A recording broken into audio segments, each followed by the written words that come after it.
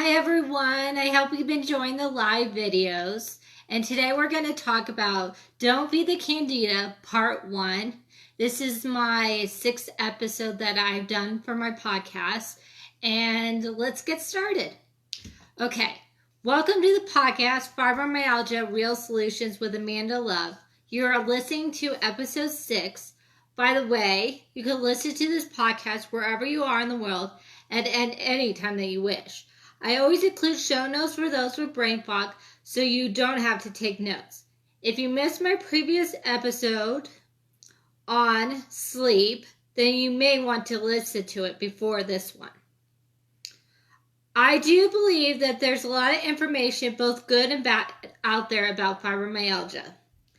As a holistic nutritionist who specializes in this area, I think it's my job to point out to you that the beneficial information can be organized in a fashion that will reduce the symptoms of this malady. Hello, Betsy. Hello, Eileen. Hello, Alicia. My name is Amanda Lee Love, and I was diagnosed with fibromyalgia 9 years ago, which influenced my decision to enter the field of nutrition. And now I'm a registered holistic nutritionist who works with those who are suffering from fibromyalgia. Today we are going to explore the world of Candida and its impact on your general health. Candida is a yeast, which is a form of fungus. Yeasts are everywhere, on your skin, your mouth, and in your gut, and also in your reproductive parts, especially thriving in warm, dark, moist places. As you probably know, yeasts are present in many of the things we love to eat, such as bread, cheese, wine, pastries, and carbohydrates. Yeasts are fungi that usually live in balance within our body's ecosystem.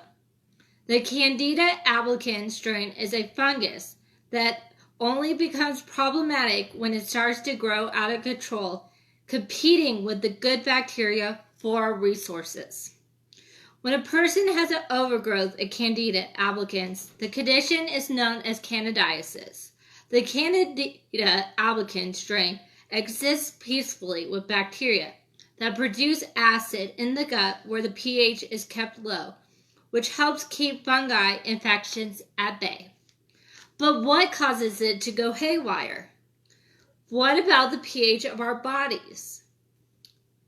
Ordinarily, our bodies like to exist around a normal pH of 7.4.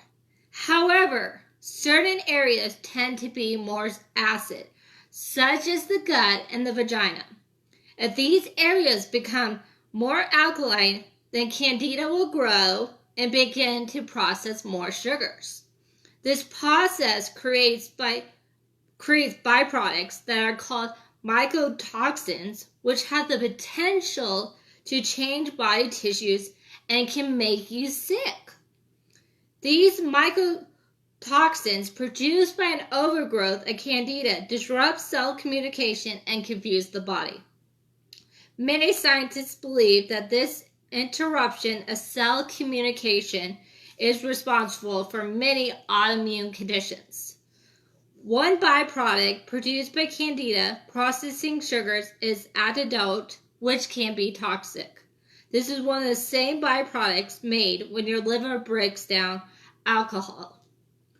Antidote can create a deficiency in vitamin B1, which contributes to brain fog, irritability, sugar cravings, depression, which is why those with Candida overgrowth can feel like they are constantly hung over.